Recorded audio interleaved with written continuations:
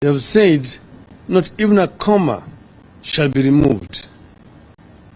On Sunday, Honorable William Ruto said the 3% housing levy to be deducted from the basic salaries is mandatory patriotism. National Treasury Secretary Njuguna Ndung'u has said Kenya Kwanza is hiking taxes to catch up with the neighbors. Kenya Kwanza's leadership in parliament has also declared that they will have their way because a government never loses. It is clear the so-called public participation is being invited is a mere charade and a gimmick to give Kenyans false hope before they are hit with a tsunami of taxes beginning July. As Ruto was speaking on Sunday, the Energy and Petroleum Regulatory Authority had just raised the retail fuel prices by Kenya shilling 3.4 for the super petrol, shilling 6.4 for diesel, and 15.19 for kerosene. The Kenya shilling itself also continued with this free fall against other major currencies. The rise in the price of fuel and the continuing fall of the shilling means the cost of everything goes up again. Kenyans will recall that earlier on we had warned that despite all state propaganda trying to ease the supply shortage of maize and lower its costs through duty-free imports would not work and that prices would not come down.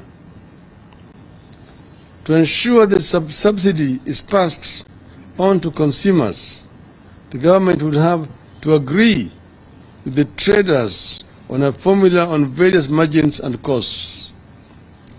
Such negotiations have failed as was expected.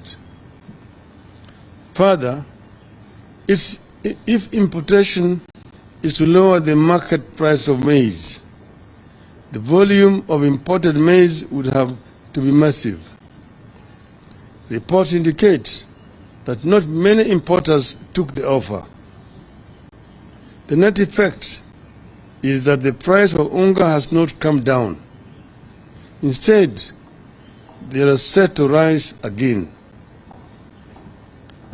Because Kenya Kwanza essentially sees Kenyans as its beast of burden, even this darkening scenario has not been able to persuade the regime to seek middle ground on the finance bill.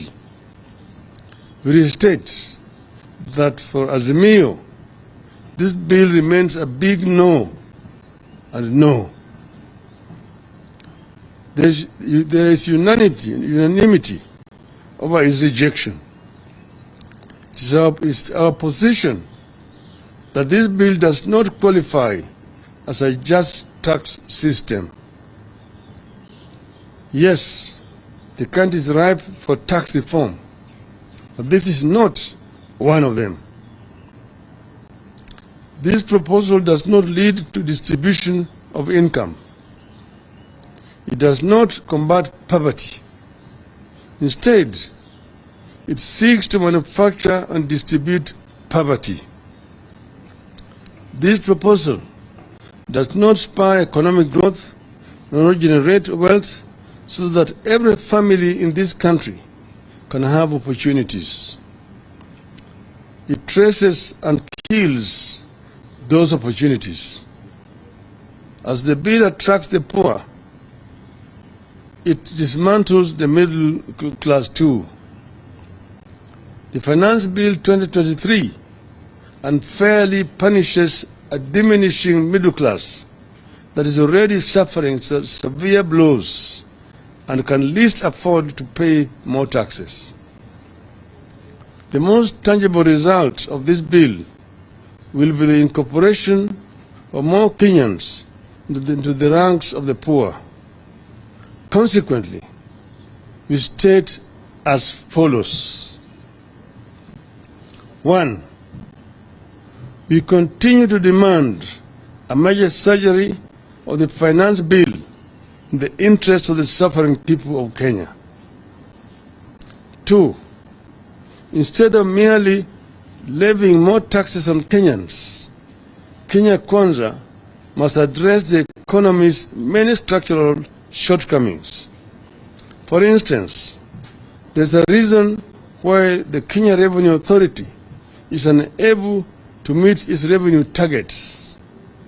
Kenya Kwanza must figure out and address the problem. 3. The cash flow problem in the country is due in part to the weakening of the Kenyan currency. The weakness is not just vis-a-vis the US dollar. Our currency fell significantly against the Tanzania shilling by nearly 10% since last September. This suggests that domestic factors are causing part of the decline of the Kenyan shilling. Kenya Kwanza must get to the bottom of this problem and stabilize the shilling. 4. Kenya Kwanza must strengthen and not undermine critical institutions such as those tasked with fighting corruption, collecting revenue, and investigating and prosecuting crimes as it is presently doing. 5. Kenya Kwanza must incorporate all productive citizens into its nation-building projects. Currently, the regime has alienated a huge section of the population who sees themselves as outsiders and strangers in their own country. 6. Kenya Kwanza must rationalize public expenditure. It must live within its means instead of spending money it does not have on programs and projects in the country does not need. 7. Kenya Kwanza must address the public concern that even as taxes rise on everything and for everyone, there is no clear plan to spend new tax revenues on welfare programs for the poor. Instead, those taxes will only stoke inflation and hurt the purchasing power of the poor families. 8. We appeal to all Kenyans to participate actively in the process of validation and express themselves loudly and clearly that they cannot take any more burden. We equally encourage our people to lobby our elected leaders to stand with the people on this matter. Punda imechoka. 9. Finally, we make it clear that if this bill is railroaded through Parliament, Kenya Kwanza must prepare that we will have no option but to mobilize citizens around the country to fight for themselves. We will have no option but to mobilize all the social sectors and take all the necessary political actions to stop this blow and burden. Punda imechoka. Thank you.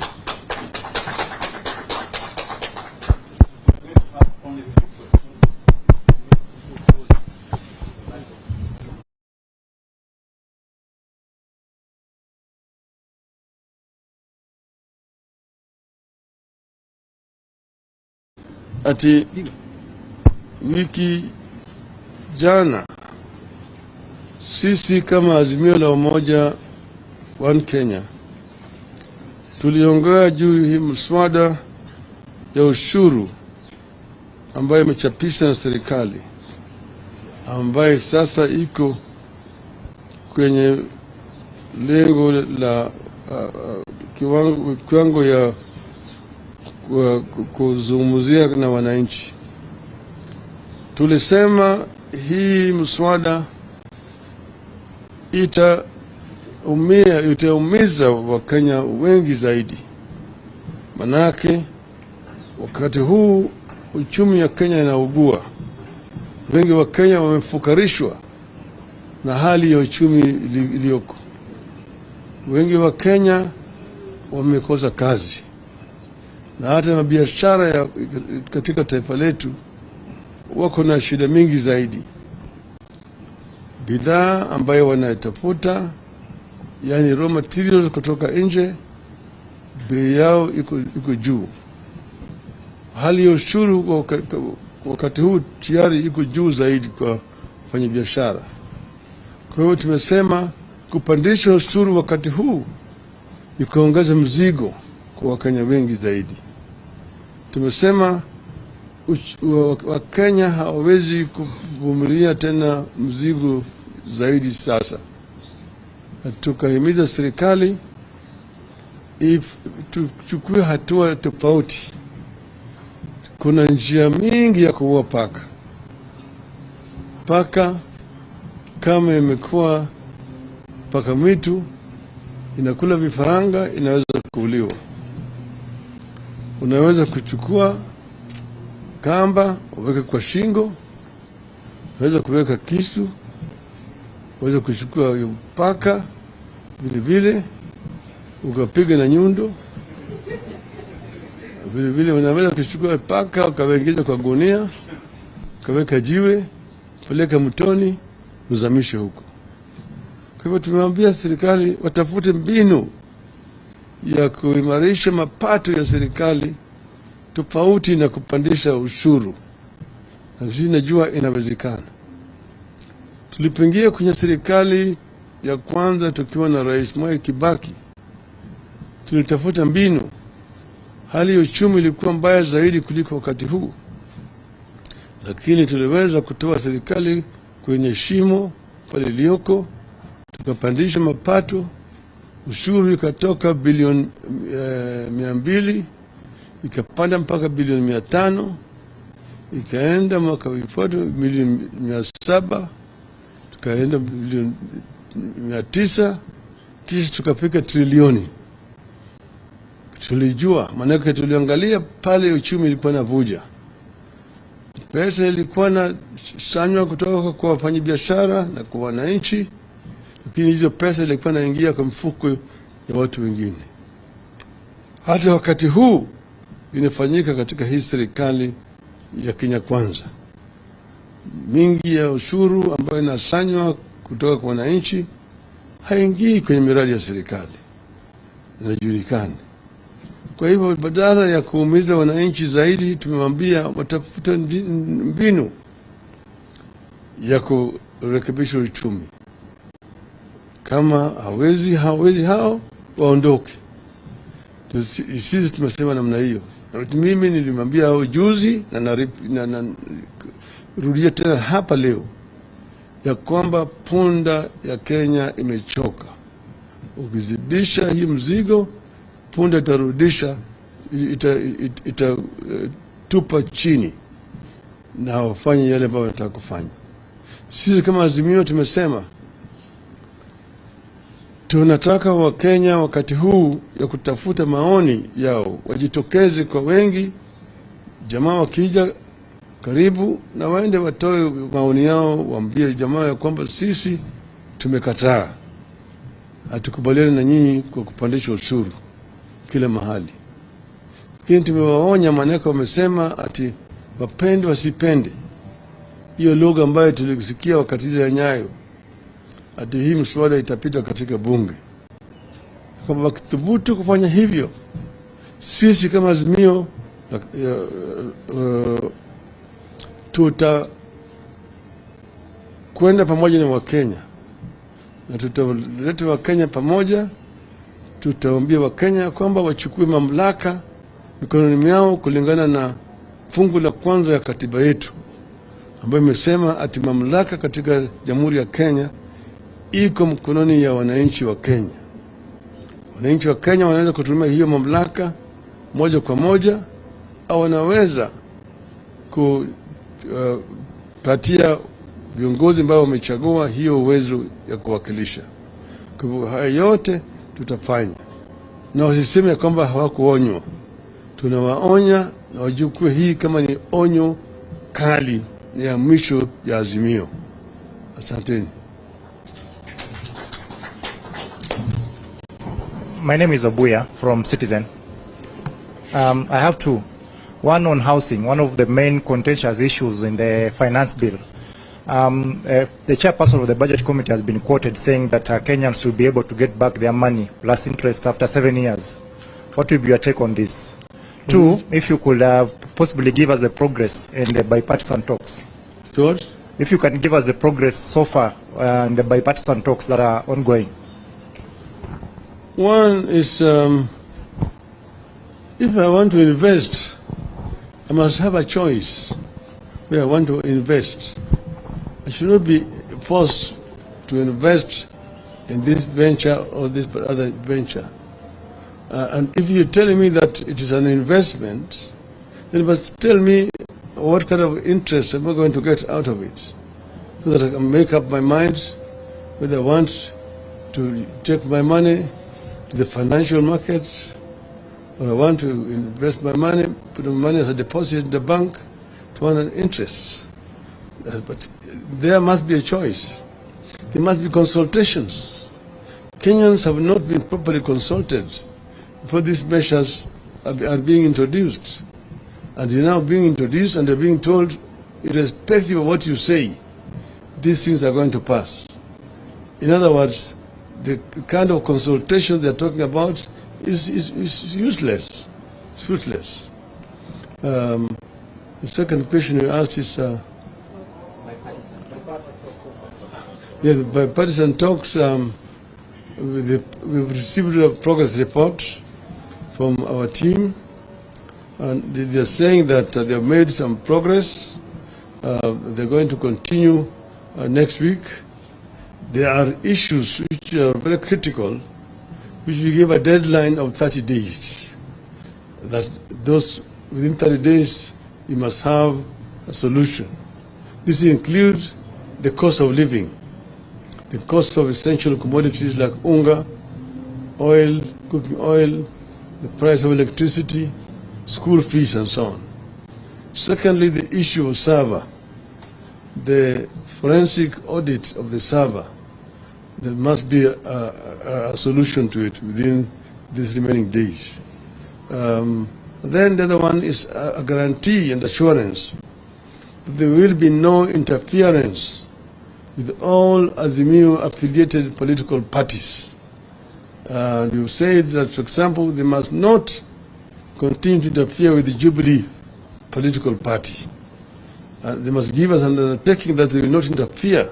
For example, the Jubilee's General Assembly or Convention, which is scheduled to take place on Monday next week, the 22nd. These are some of the issues that we have raised. Okay. All right. My name is Emmanuel Toh from KTN News. I have two questions. One, the president yesterday cracked the whip at KEMSA. Huh? I'm here, Baba niko hapa. I'm here. Nachunga camera. So, yesterday the president cracked the whip at KEMSA, firing the PS and some members at KEMSA. Do you think, what is your take on that? KEMSA, Kenya Medical Supplies Authority. What's your comment on that? Is the government committed to fighting corruption? Number two, on Sunday and Saturday we saw you with the president in Nyandarua, in Kasarani, and in Nyayo. You had a busy weekend with the president. Does it affect your watchdog role as oversighting the government, and are you planning anything? Thank you. First question is KEMSA. The first question is on KEMSA. KEMSA. Now, KEMSA issue, these are all these issues we talked about, issues of corruption. The government is actually reacting. They're reacting to a very major issue. I don't think that this is the only scandal that they have in KEMSA. I think within a short period of time, you're going to be seeing hemorrhage in this government. But then, you see, you have a government should be run as a government. You have ministers who are charged with these responsibilities. Why are we not seeing ministers? Why is the president the one coming up with the key policy issues in respective ministries? The other day, the president was talking about student loans with the permanent secretary, and there was no minister. And that's in the State House. A major policy statement on education should come from Minister of Education in his ministry. If there's a scandal in KEMSA, there should be Minister for Health, or even there's a permanent secretary for health, medical services. This other one here is just PS for public health. So it raises more questions than it answers. What the so-called surgery in the ministry. Okay. The other one is we were in Nyandarua. We went there, Jamini village, for the funeral of Hayati Field Marshal Mukami Kimathi. And we met there with Mr. Ruto and his deputy and his ministers. And of course we shook hands there. It was a chance meeting. We did not plan to meet there. But they said it was a state funeral, and we said we must go. There had been some threats issued by some supporters of Kenya Kwanza. But we said, no, we will go because of our relationship with the deceased, as it turned out. Now, they said it was a state funeral. The flags were not flown at half-mast. Neither was she given a 21 gun send-off as is required, which was very unfortunate indeed. But from there, I had been invited to Kipchoge Keino athletics tournament, which was taking place at Kasarani. And Mr. Ruto also was coming there. We didn't know that he was coming. He didn't also know that I was going. We just met there as a chance at Kasarani. And we watched the tournament together. We did not invite each other. The following day, there was Mashemeji derby at Nyayo Stadium. And I was going there because I'm the patron of Gor Mahia, Kogalo. And as we were coming around Madaraka Estate, there was a traffic jam. Then I asked, why is the jam today on a Sunday? I told, oh, you know, the roads have been closed because the president is going to the stadium. That's when I knew that Mr. Ruto was going to the stadium. And we met there again in the stadium, and we watched the match together. At the halftime, we went down to the lounge. There's only one lounge. And then we met there, and the pictures were taken. But we did not talk anything other than football. And there was no handshake. And I want to say this for umpteenth time. Mr. Gachagua, understand, we do not want any handshake with Kenya Kwanza. You have not asked for it, we don't want it. And we will not go for it. I think that's enough. Thank you very much. Thank you.